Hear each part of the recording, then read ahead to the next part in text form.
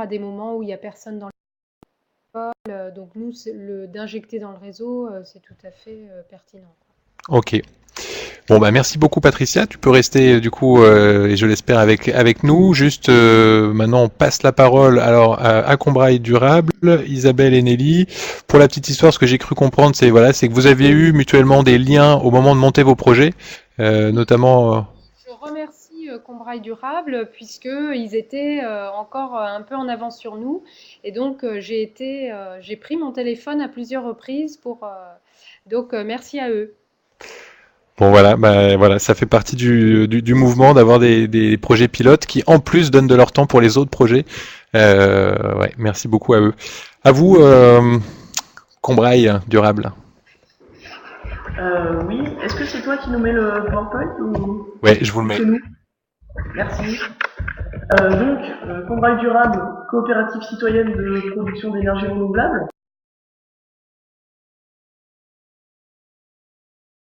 Alors, en gros, nos principes reposent très fortement sur ceux du manifeste Négawatt, qui sont, bah, vous les connaissez tous, hein, la sobriété, l'efficacité et ensuite les énergies renouvelables. Alors c'est vrai que quand on regarde nos réalisations aujourd'hui, on est beaucoup sur le 3, donc ce qu'on est censé faire en dernier. On vous expliquera tout à l'heure, mais c'est simplement parce que c'est grâce à cette production d'énergie renouvelable et grâce à surtout cette production photovoltaïque qu'on a pu réussir à dégager suffisamment de chiffre d'affaires pour grandir et faire autre chose, et ça fait partie de nos projets. Mais on n'oublie pas tout ce qui est sobriété, tout ce qui est efficacité. On avait un peu plus de temps pour s'y pencher au début de la création de Combraille Durable. On a fait quelques animations aussi, un peu de pédagogie. L'efficacité, on a pour projet aussi de faire des choses à ce niveau-là. Et donc les renouvelables, bah, c'est ce sur quoi on s'est concentré jusqu'à présent.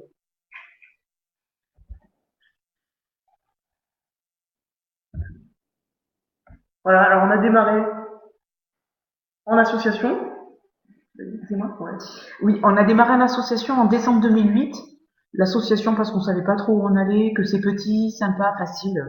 Il y a un gros capital sympathie en plus sur l'association. Mais nous marchions à l'époque dans les pas de énergie partagée du Maine-et-Loire. Donc on savait que nous transformerions très probablement en SIC.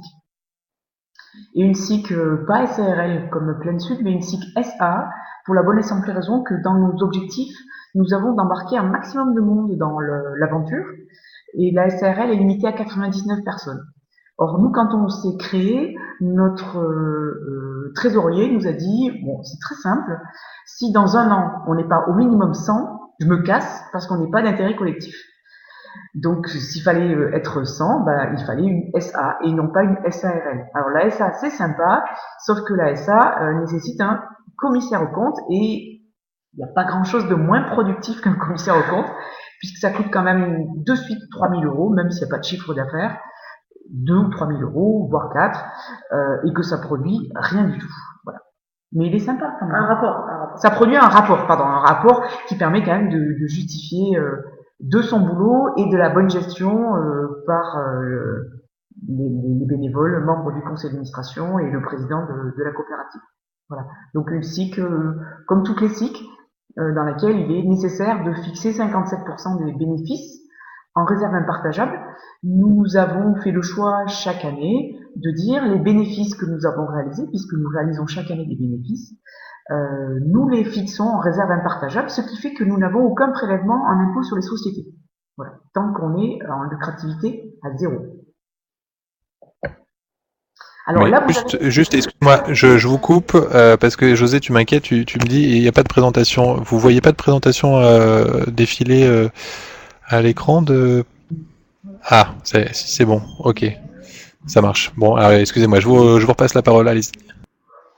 Alors peut-être tu le repasses je remets les diapos pendant qu'Isabelle parle. Voilà, les superbes diapos du début. Alors moi je vous cause du coup de la photo qui est la photo qui nous présente bien souvent, qui est la photo de ces enfants qui t'as tout coupé là. Qui est la photo des enfants qui sautent, qui s'amusent dans la cour de récréation devant la centrale photovoltaïque de leur école. Ça c'est notre premier projet. On était encore en association à cette période-là. Et l'association nous a beaucoup aidé en termes de mobilisation. Parce que l'association a un fort capital sympathie. Dès lors qu'on est passé en coopérative, on est une société, on est une coopérative citoyenne certes, mais on est aussi une entreprise à caractère commercial, on est une société anonyme, un PDG et conseil d'administration. Et là, on perd un tout petit peu en sympathie et on peut même avoir des gens qui, vis-à-vis de nous, ont eu quelques propos complètement déplacés, du genre, alors on ne citera pas de nom, mais des secrétaires de mairie qui nous disent quoi, vous voulez encore une salle associative mais voilà, vous êtes pourtant une société commerciale, vous voulez le beurre, l'argent du beurre, et pourquoi pas la crémière. Bon, alors du coup, ça veut dire qu'on a loupé quelques phases d'explication, mais il faut en tenir compte sur les... Voilà. Je pense qu'on est passé, nous, en coopérative citoyenne, un peu trop tôt. C'est un coût. On perd du capital sympathie et on ne gagne pas forcément en puissance de frappe en passant en coopérative très vite. Effectivement, quand on doit monter en volume d'investissement, la coopérative est bien. Mais tant qu'on reste sur des petits projets, j'ai envie de dire, tant qu'on passe pas les 100, 150 KE d'investissement, l'association peut être, à mon avis, un bon choix. Après, il faut garder en tête que association, ça veut dire responsabilité entière sur la tête du président. Donc, après, il faut un président qui a les épaules très larges pour porter 150 000 euros. Voilà. Ou l'astuce qu'on a failli mettre en place, si nous n'étions pas passés en coopérative, on l'aurait fait, c'est de dire on prend des coprésidences. Donc on dilue, entre guillemets, le risque. Je crois que c'est bon. Ouais. Nous, en fait, on a porté un tout premier projet qui a donné suite à d'autres projets derrière. On verra combien aujourd'hui. Notre modèle économique est à peu près tout le temps le même. Alors sur le premier projet n'était pas tout à fait comme ça. Mais depuis, quasiment tous nos projets sont montés sur ce modèle économique-là. C'est-à-dire que dans le cercle vert, en haut, vous avez la part, on va dire, qu'on arrive à mobiliser sur des coopérateurs. On considère que avec 40 parts coopératives, donc on a 2000 euros. Nos parts coopératives sont à 50 euros. On voulait les rendre accessibles en termes d'achat. Avec ces 2000 euros de parts coopératives, on se fait fort d'aller mobiliser 2000 euros de subventions. Alors là, les subventions sont de différentes natures. Au début, on a fait beaucoup de concours qu'on a gagnés. On a eu quelques subventions fondations privées, Fondation de France, Fondation Massif. Et puis, on a assez régulièrement de la subvention d'investissement par la région Auvergne, qui est une subvention non pas liée au projet photovoltaïque, mais liée à notre statut d'entreprise économie sociale et solidaire. Voilà, il y a un volet là-dessus. Et 2000 euros par les coopérateurs plus 2000 euros de subvention, ça nous en fait 4000. Et avec ces 4000 de fonds propres, nous allons lever à chaque fois 16 000 euros de prêt bancaire. Alors, prêt bancaire, le premier prêt bancaire avait été levé auprès de la Nef. Ça avait été un peu difficile. On démarrait, on manquait de références, on ne connaissait pas grand-chose. Depuis, tous nos prêts bancaires sont faits auprès du Crédit Agricole, qui n'est pas notre banque de cœur, mais qui techniquement est la meilleure banque que nous ayons trouvée sur place, puisqu'au Crédit Agricole, nous avons au niveau de Clermont-Ferrand 3 personnes qui ne font que du photovoltaïque. C'est-à-dire qu'on a des gens qui sont capables, dès le premier débroussaillage au téléphone, de nous faire une analyse technique, une analyse de risque, une analyse économique par téléphone en 10 minutes de nos projets. Ça vaut des points, ce qui veut dire qu'en un rendez-vous, on est capable de mobiliser 200, 300, 600, 1000 euros, voire 1,4 million quand c'est nécessaire, puisqu'on a quand même levé 1,4 million en 20 minutes pour un projet que nous n'avons pas déposé. Voilà, mais ça vaut vraiment des points d'avoir des gens qui connaissent le métier, qui du coup n'ont pas peur, et un banquier qui a pas peur, c'est un banquier qui est de suite beaucoup plus sympa. Voilà.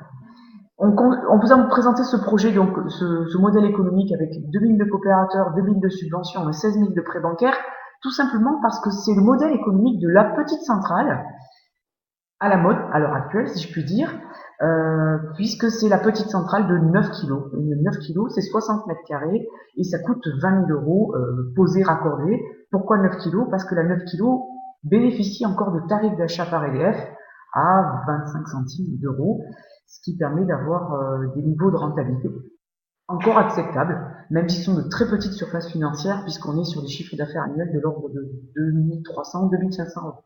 Voilà. Avez-vous eu des difficultés pour assurer vos installations? Oui, ça a été la croix et la bannière. Je lis une question en bas. Oui, ça a été la croix et la bannière parce que assurer notre association, c'était hyper fastoche. Et puis assurer une association qui allait être propriétaire de photovoltaïques sur des collectivités, des bâtiments de collectivités, c'était difficile. On a fait du lobbying, on a essayé de forcer des portes dans tous les sens, c'était un peu compliqué. Et du coup, c'est la Maïf, alors pas la Maïf locale, c'est la plateforme nationale Maïf collectivité à Aix-en-Provence, voilà, donc c'est des voisins d'Arnaud, qui nous assure en direct au niveau national.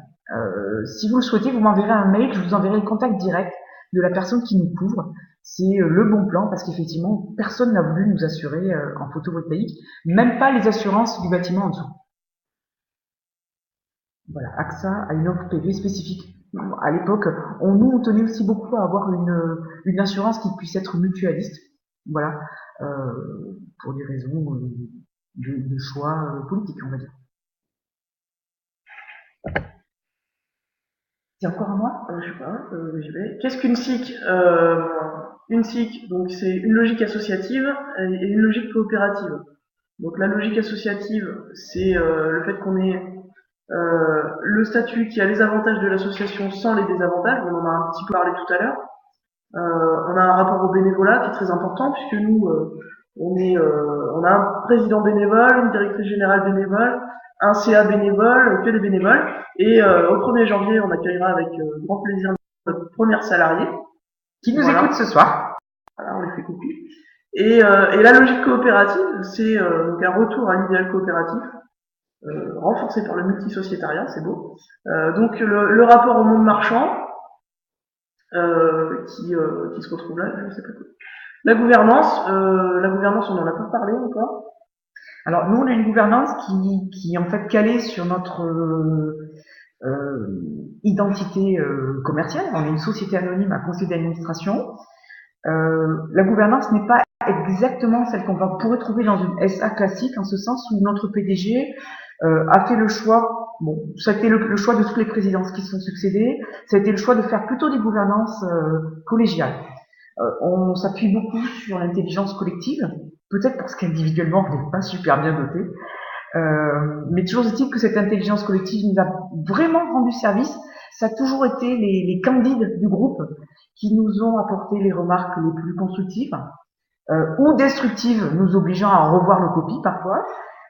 Et du coup, notre président n'est pas tellement un PDG, on va dire qu'il est le sage qui anime et qui préside le conseil d'administration.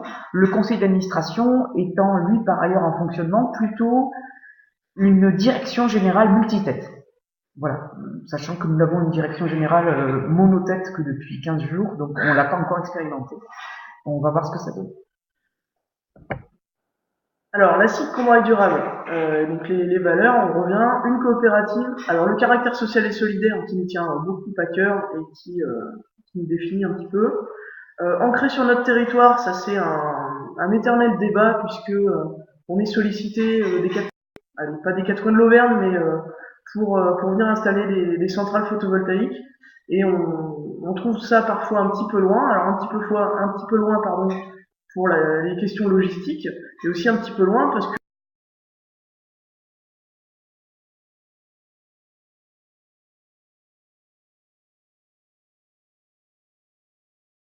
de personnes, à part nous-mêmes d'ailleurs. Voilà. Et donc nous, ce qu'on souhaiterait plutôt, c'est aider les gens de ces petits territoires qui souhaitent monter une centrale à faire un nouveau Combrailles durable ailleurs, plutôt que nous étendre. Et ce qu'on cherche nous par contre à faire, c'est à s'ancrer encore plus sur notre territoire et à installer encore plus de centrales dans les communes voisines. Voilà. Et donc ouverte à tous. Aujourd'hui, on est 232 coopérateurs. Alors par contre là, de toute la France, mais dont la plus grande partie quand même habite les Combrailles, et on accueille tout le monde. Alors là, vous avez la carte de nos centrales. Du coup, c'est pas une carte du monde, hein, c'est une carte du Puy-de-Dôme. On a aujourd'hui, alors je vous prie de nous excuser, la diapo est pas tout à fait à jour. On a mis en route une 12e centrale il y a une poignée de jours, donc elle n'est pas portée sur cette carte. On a donc 12 centrales à l'heure actuelle. Elles sont toutes posées sur des bâtiments publics, soit des lycées de la région Auvergne, prochainement Auvergne-Rhône-Alpes, puisque nous venons d'annexer Rhône-Alpes, soit des écoles donc communales, soit des bâtiments publics communaux de sport. Voilà, donc vous avez les photos à droite.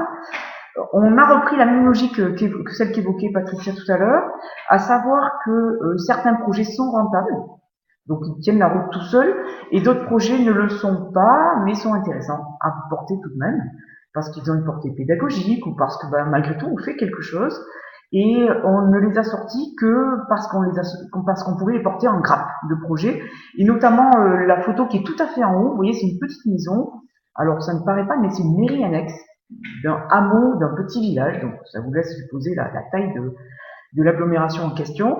Et donc dessus, on a une petite centrale qui fait 18 mètres carrés pour 3 kilos, qui n'était pas du tout rentable en tant que telle, mais qu'on a porté avec 4 autres centrales, et donc on a acheté une grappe de 5 projets, qui nous a permis de sortir cette centrale qui toute seule n'était pas du tout, sur le papier en tout cas, profitable, alors qu'en réalité, là je vais dire un chiffre en production, c'est notre best production, puisque sur cette toute petite maison, on produit 1380 heures par an. C'est-à-dire que même les Niçois ne font pas mieux. On est à 950 mètres d'altitude, on est vraiment plein sud, très bien dégagé, on est tout le temps au-dessus du mauvais temps et ça produit super bien. En plus, comme il fait très froid, je pense que les panneaux ne sont jamais écrétés en production. Même en juillet, on se caille dans 6 mois. Voilà. Votre périmètre d'investissement dans les projets n'apparaît pas dans vos statuts. Alors là, c'est la question d'au-dessus, le plus facile. Alors, je vais répondre à la question au-dessus qui est plus facile. Chez vous, avec Tarifoa, c'est viable? Bien sûr. Alors, l'Auvergne, sur PV6, quand on est à peu près correctement orienté, bonne pente, on est aux alentours de 1050 sur notre commune et alentours. Dans la réalité, on est quasiment toujours à 1100, 1200. On produit plutôt bien. Alors, un peu moins bien dans la plaine. Nous, on est plutôt en semi-montagne. Les communes de Loubera, Manza et Saint-Gervais d'Auvergne sont entre 700 et 900 mètres d'altitude. Dans la plaine, sur Rion, Ménétrol-les-Landes, on produit un petit peu moins bien. On a des brumes matinales, notamment, qui, à la mi-saison, nous font perdre un petit peu de production. Mais c'est rentable. Alors, sur les 9 kilos, à l'heure actuelle, les 36 sont difficiles à sortir. On va sortir une 100. Voilà, les tarifs du moment, on fait 9 ou 100. Entre les deux, on a du mal à pouvoir en sortir. Ça a eu été, ça a eu payé. Ça ne paye plus. Voilà, mais là, les 12 installations, la première c'est 2009, 2010. Voilà, on est en 2015, donc elles n'ont pas toutes les mêmes, elles sont pas toutes au même tarif. Hein. Ouais, on est entre 60 centimes pour la première, 62 centimes maintenant avec l'indexation. Et la plus bas, c'est à 13,85 sur une 100 kg, sur le sac polyvalent de Ménétrol. En tarif de vente avec des bien sûr. Bon, on va peut-être pas s'attarder sur les chiffres, hein, vous avez eu le temps de les lire. Alors, je prends une question là aussi. Vous avez supprimé les collèges. Est-ce plus simple? Alors, je ne sais pas si c'est plus simple, mais avec les collèges, c'était vachement plus compliqué. Voilà, c'était le bazar. L'Assemblée générale, voter par collège, c'était le bazar. C'était d'autant plus le bazar qu'en Assemblée générale, comme c'est souvent le cas, on a des gens qui portent des votes pour d'autres. Alors, je vais vous donner ma position qui était très difficile à tenir. C'est que je suis depuis le début salarié de cette structure. Alors, salarié de manière ultra symbolique, hein, puisque j'ai 1 heure semaine à l'heure actuelle, même si au début c'était un vrai temps plein pendant les 2 premières années. Et en assemblée générale, comme j'étais seule à voter dans le collège des salariés, eh bien, je ne pouvais pas voter pour mes enfants. Je ne pouvais pas voter pour ma belle-mère, pour mes frères et sœurs et compagnie. Donc, c'est un peu la croix et la bannière. Et mon compagnon, qui est aussi le père de mes enfants, comme il était représentant de l'association des parents d'élèves, il était seul à voter dans ce collège-là. Il ne pouvait pas non plus voter pour nos enfants, ni voter pour notre famille. Donc, c'était quand même carrément le souk. Et il y avait plein de cas comme ça qui se reproduisaient, donc c'était un peu pénible. Donc on a viré les collèges. Bon, c'est pas du tout une SIC familiale. Hein. Alors, les projets. Alors, on a prévu de poser 4 petites centrales de 9 kg dans les 6 prochains mois. Donc, comme Isabelle l'expliquait, c'est parce que c'est les plus rentables aujourd'hui et parce que c'est plus facile de trouver des petits toits que des gros toits, on va dire ça comme ça. On a une centrale donc de 99 kg, 100 kg en projet. qui devrait sortir. On accueille, donc on l'a dit tout à l'heure, notre première salariée vraie au 1er janvier 2016. Et donc ça, c'est un sacré bond en avant pour nous, puisqu'on est capable de lui assurer un salaire et un CDI, ce qui est quand même pas rien, pour nous en tout cas. Et première salariée sur qui on compte énormément pour notre changement d'échelle. On espère qu'elle pourra passer le premier hiver en Auvergne. Et auquel cas, si elle résiste, je pense qu'on a de grandes choses à faire ensemble. Elle arrive assez motivée, visiblement, et nous le sommes nous aussi. Voilà. Donc poursuite des projets en toiture de bâtiments publics pour sortir plus et après les 5 dont je viens de parler. On envisage depuis plusieurs mois maintenant du solaire au sol. Alors on a failli candidater à l'appel à projet de l'appel d'offres de la Creux de juin dernier. On a eu quelques soucis parce qu'on était tendu en délai, on va dire. Voilà, on n'a pas pu assez travailler sur quelques points techniques. On a toujours notre projet, il est toujours aussi bon, donc on le déposera dès qu'il y aura un nouvel appel d'offres. Et puis on envisage pourquoi pas d'en développer d'autres.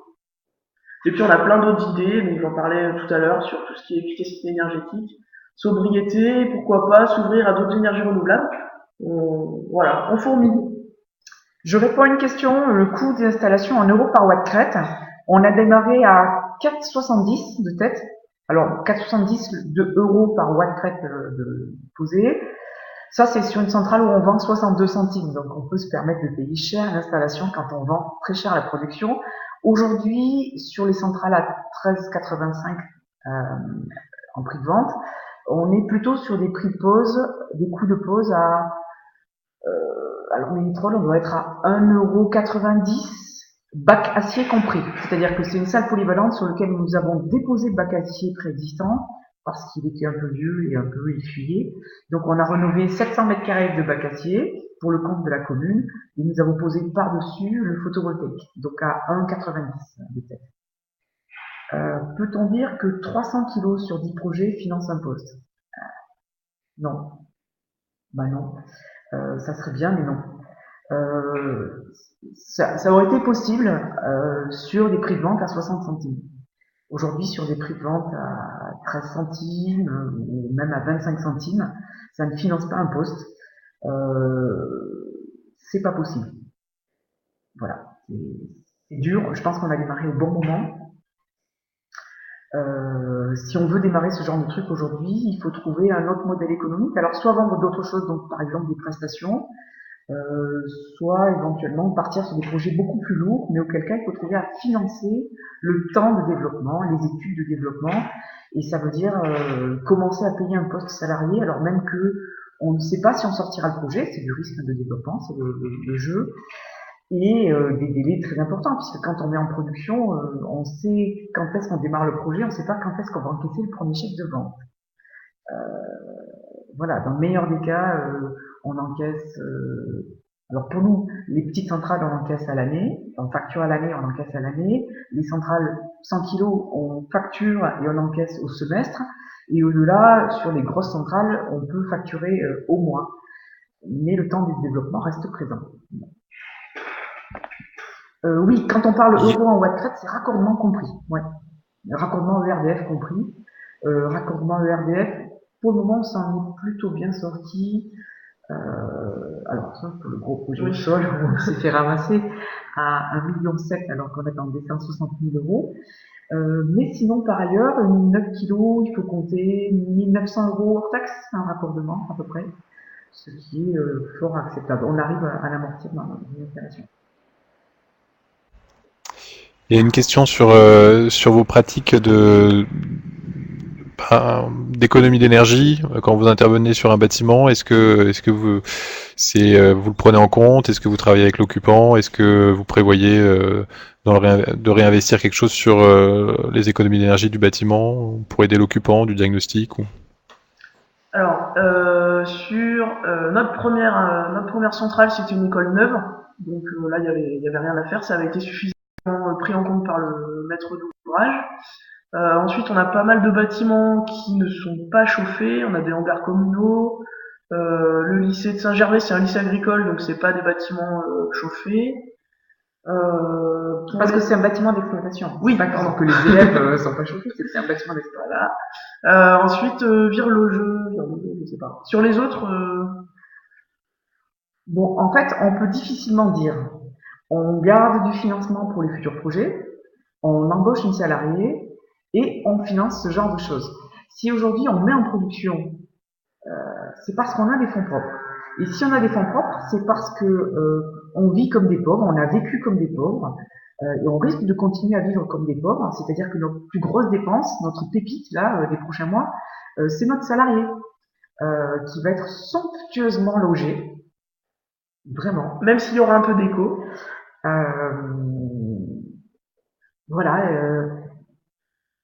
Le seul moyen de vraiment démarrer en photovoltaïque aujourd'hui, en payant de l'économie d'énergie, de l'animation, euh, en gardant les fonds propres pour le réinvestissement et en salariant quelqu'un, le seul moyen reste de dire je pars sur un modèle économique où je pars avec beaucoup d'argent au départ et je générerai du déficit sur les 3 ou les 5 premières années. Maintenant, autant les gens de l'entreprise peuvent entendre ce modèle économique, puisque c'est le modèle économique classique d'une création d'entreprise, autant quand vous commencez à parler développement d'entreprise avec 3 à 5 ans de déficit à des gens qui sont des élus ou à des gens qui sont des militants, alors plutôt gauchos écolos, parce que c'est quand même plutôt les gens qui sont proches de ce genre de projet, ça, ça tique un petit peu, voilà, de dire oh on va faire du déficit. Pas bon, déficit pour mobiliser, ça marche pas. on n'a pas répondu à Très la bien. question. Oui, sur la mobilisation des coopérateurs, on n'a pas parlé de la paix.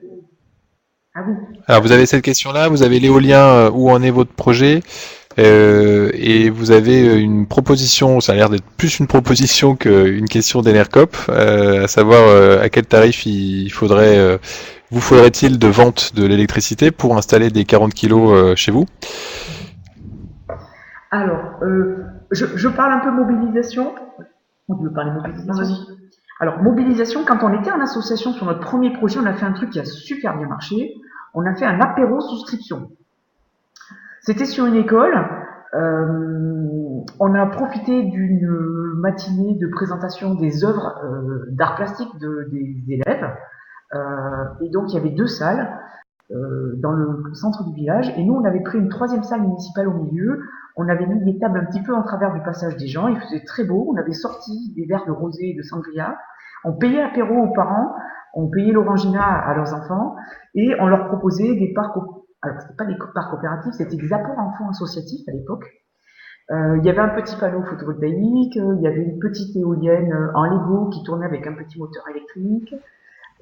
Voilà, il y avait 2-3 animations, 2-3 jeux sur place, et ça a super bien marché. Ce jour-là, on a dû faire 40 ou 50 adhésions, donc adhésion associative et souscription en apport en fonds associatif. Voilà, les gens achetaient symboliquement pour 50 € l'équivalent d'un A4 de la future centrale photovoltaïque qu'il y aurait sur l'école de leurs enfants. Très très très très bonne opération. Voilà. Depuis, on a été un peu moins performant. Voilà, mais ça va changer avec notre salarié qui tout va repartir. Sur l'éolien, la question, alors où en est notre mât de mesure? Il a été démonté après 2 ans et demi de mesures. Donc grâce à ces mesures, on sait qu'il y a du vent dans les combrailles. On sait qu'une éolienne peut être rentable.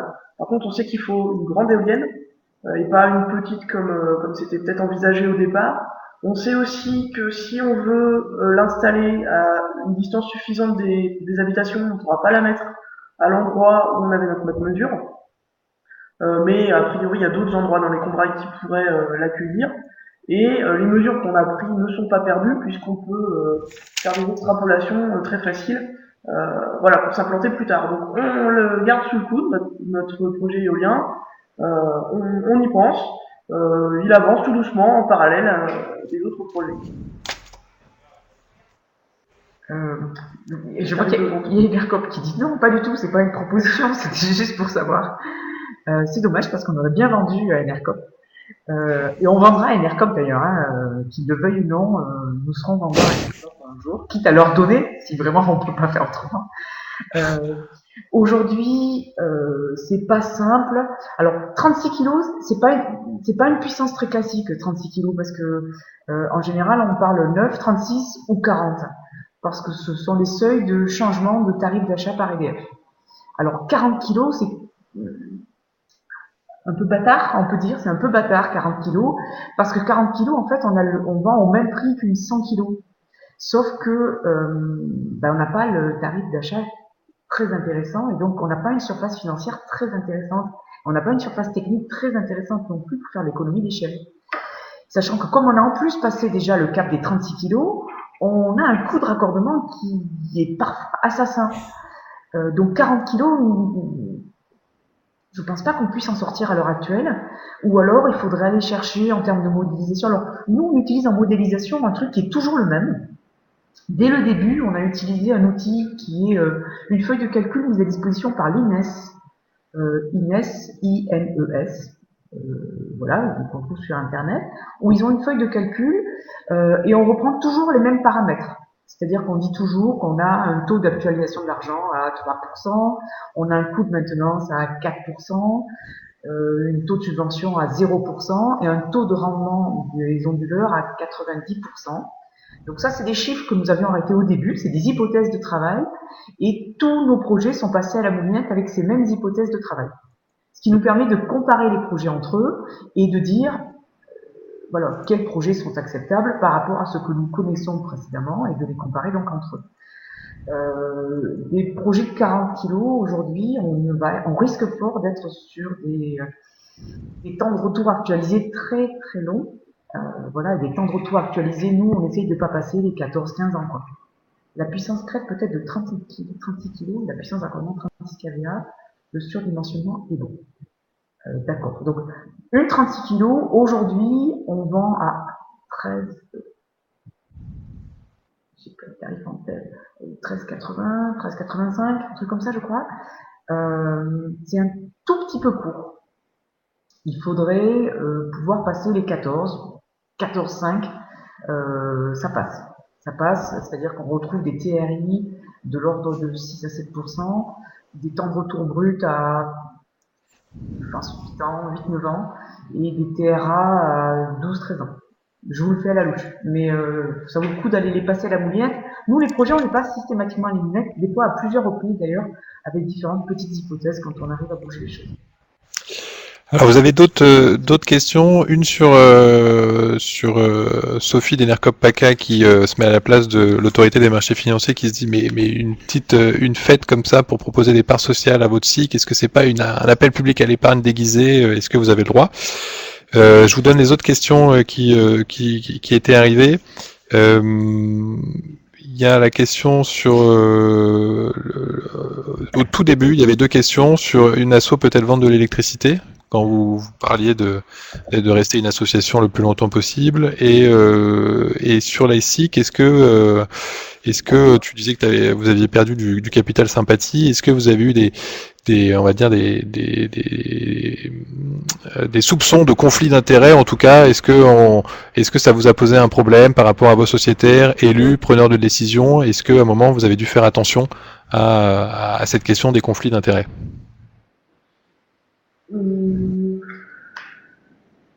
Je réponds sur appel public à l'épargne, tu veux? Ouais. Alors, appel public à l'épargne, en fait, on connaissait pas le terme à l'époque, donc on risquait pas de se rendre coupable de quelque chose qu'on ne connaissait pas.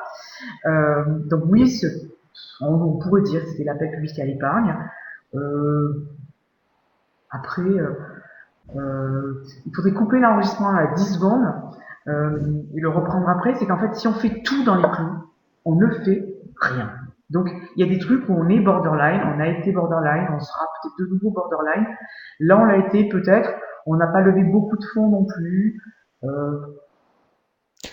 Voilà, surtout qu'il y a un régime d'exemption pour les SIC SA, pour les offres de moins de 100 000 euros par an, ou entre 100 000 et à 5 millions d'euros et pour la moitié de ce capital. Enfin, c'est possible. Vous avez été une SIC SAS, par exemple, là c'était vraiment, ça aurait été difficile, mais il y a vous pouviez bénéficier d'un régime d'exemption.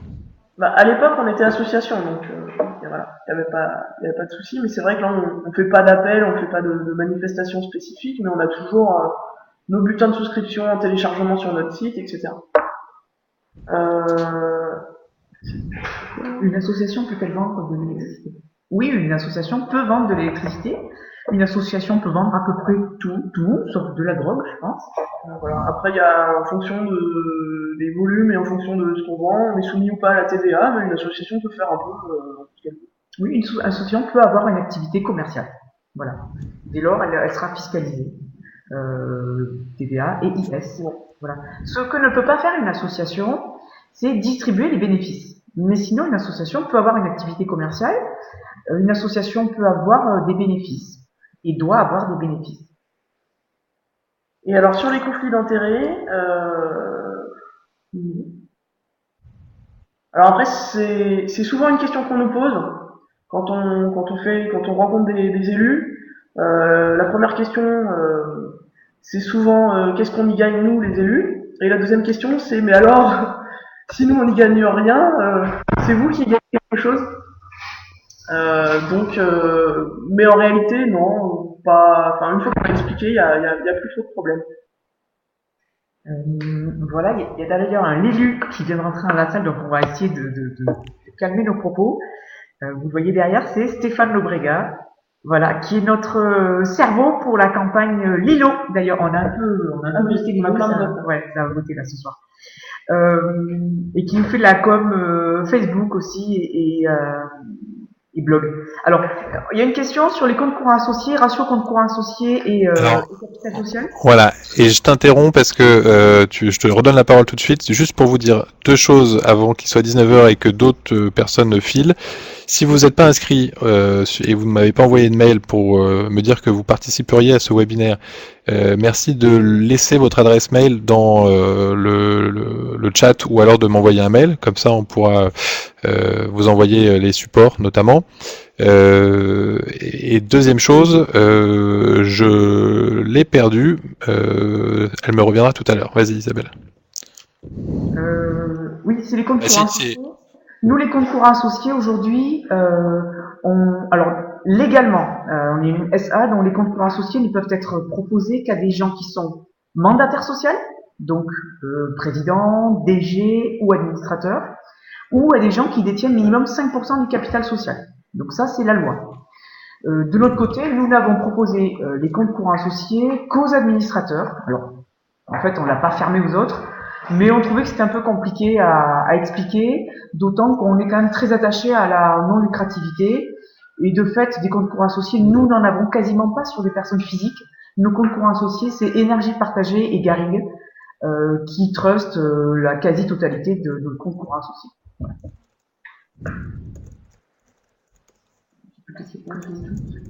On a répondu à tout. Alors, compte courant, si 5% du capital ou si durée longue. Non, il faut que le titulaire d'un compte courant associé, si je me souviens bien, soit un investisseur averti. Et donc, pour être averti, il faut qu'il détienne un minimum de capital social ou qu'il soit mandataire social. Après, libre à nous de fixer les conditions de mise à disposition dans le temps, notamment, et les conditions de blocage ou de déblocage des comptes courants associés. En l'occurrence, chez nous, ce sont des tickets d'entrée à 500 €. On ne voulait pas s'embêter avec des comptes courants associés à 100 ou à 50 €. Et c'est bloqué sur 5 ans. Quant au taux de rémunération, on s'est tout simplement calé sur ce que nous demandait Énergie Partagée et Garrigue. Donc tout le monde est placé à la même enseigne, c'est-à-dire 4,5%.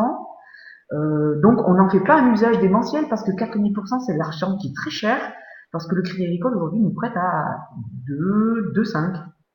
Sans garantie.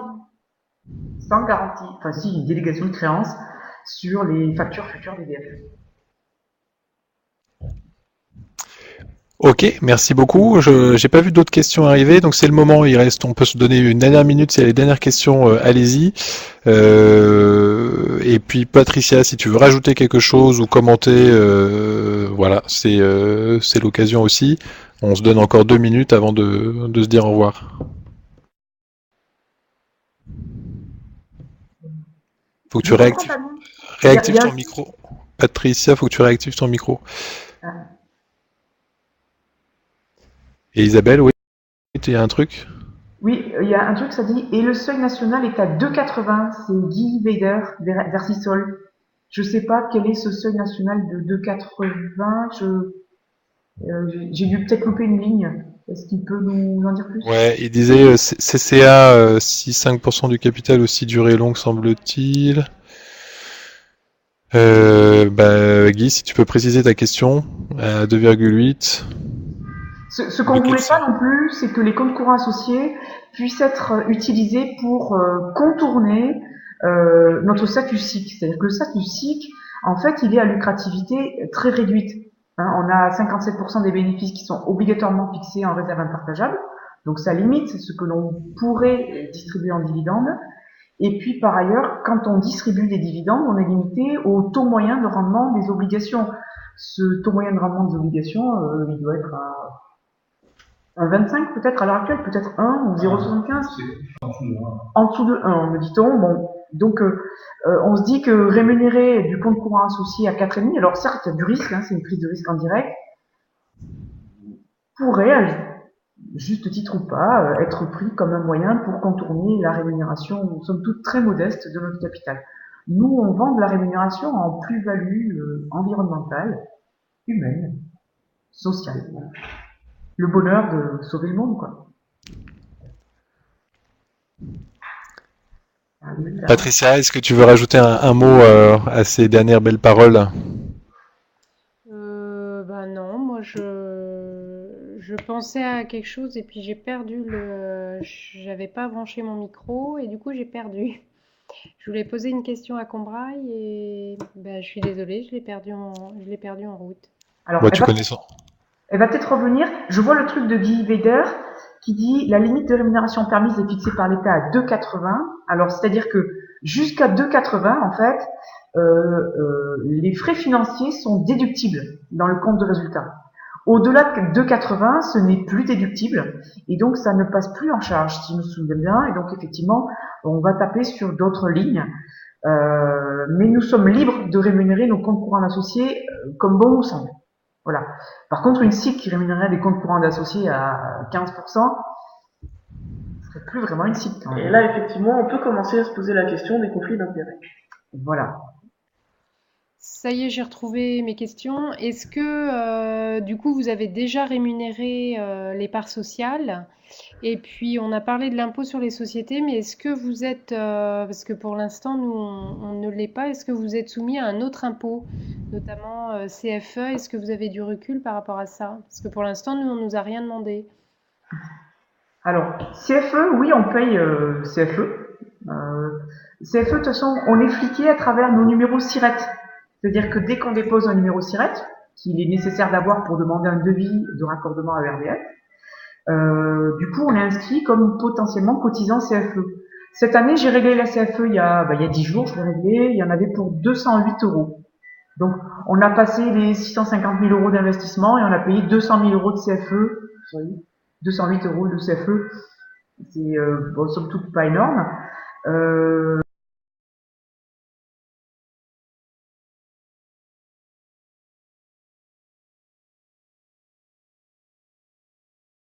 Part sociale. Non. Alors, nous n'avons jamais rémunéré les parts sociales parce qu'en fait, on est 232 coopérateurs pour 60 000 euros de capital social, dont on va dire 30 ou 40 apportés par des personnes physiques. Ce qui veut dire que si on rémunère, les apporteurs détiennent très peu de capital. Donc si on rémunère quelqu'un qui a apporté 200 euros de capital, qu'on le rémunère à 1%, on va pouvoir lui faire un chèque de 2 euros. Ah non, oui, de 1 euro. Donc le timbre étant à 63 centimes, l'enveloppe à 30 centimes. Voilà. Les gens n'ont pas investi chez nous pour une rémunération et ce ne faisait pas partie du projet. C'est-à-dire qu'on leur a dit que demain, on porterait probablement des projets qui seraient de nature à être un petit peu comme de l'épargne locale sur des projets d'énergie renouvelable en économie sociale et solidaire. Néanmoins, ce que l'on a porté jusqu'à présent n'avait pas vocation à rémunérer du capital et les gens qui nous ont rejoints sont bien conscients que voilà, il n'y aura pas de rémunération et ils n'en cherchent pas, on ne peut pas en verser à l'heure actuelle. Vous l'avez peut-être dit, c'est combien de sociétaires aujourd'hui, Combraille Durable? 232. 232, ouais. Et la part coopérative est à 50 euros. Moyenne de souscription aux alentours de à peu près 100 euros. Donc voilà, il y a que nos membres du conseil d'administration qui ont souscrit plus, on va dire, hein, à très peu de choses près. Si on exclut les membres du conseil d'administration et 2 communes, toutes les souscriptions sont des souscriptions sur des sommes malgré tout symboliques. Et Mais du coup, les gens sont partie prenante. et sur la question de changer d'échelle avec votre nouvelle super salarié et les projets que vous avez, est-ce que vous allez changer ce discours et ça ou pas? Parce que peut-être vous allez atteindre une limite en termes de mobilisation financière locale si vous passez pas à autre chose? Bah, on y réfléchira. Après, on a les comptes courants d'associés, c'est quelque chose de nouveau, hein, ça fait 1 an à peu près. Donc voilà, à voir. On a un groupe stratégique qui réfléchit à toutes ces questions. Euh, Après, si effectivement, il faut voir que si on porte un projet photovoltaïque au sol, comme celui qu'on a dans les cartons, euh, c'est un projet qui potentiellement, lui, peut sortir de l'argent pour rémunérer. Euh, Si demain on rémunère notre capital, on ne paye plus notre salarié. Il va falloir faire des choix. Ok. Je crois pas avoir vu de nouvelles questions arriver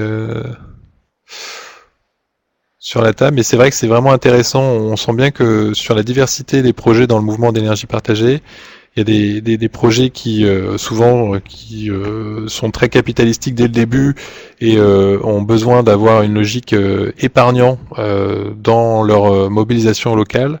Et puis il y en a d'autres qui commencent en se disant on va faire boule de neige, on va commencer petit et qui s'appuient vraiment sur un réseau donc de plus militants dans les cercles directs des porteurs de projets. Merci. De rien. Ben voilà, merci à vous d'avoir participé. On va se quitter là. On enverra tous les participants les supports. Et j'ai 2 personnes, mais je pense que d'autres seraient intéressés par le contact de la Maïf d'Aix-en-Provence. Je ne sais pas Ouais. si vous les avez notés. C'était Jean-Marc Denise Et et on l'aura de toute façon dans le support. Ouais. Ok, super.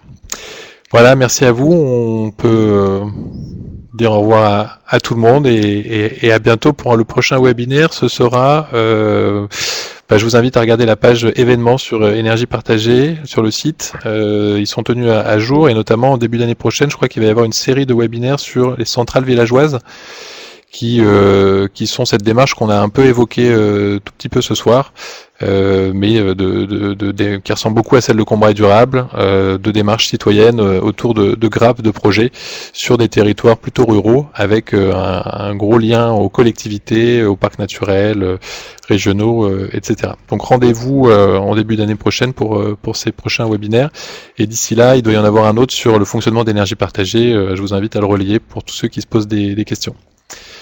Merci, bonne soirée, à bientôt.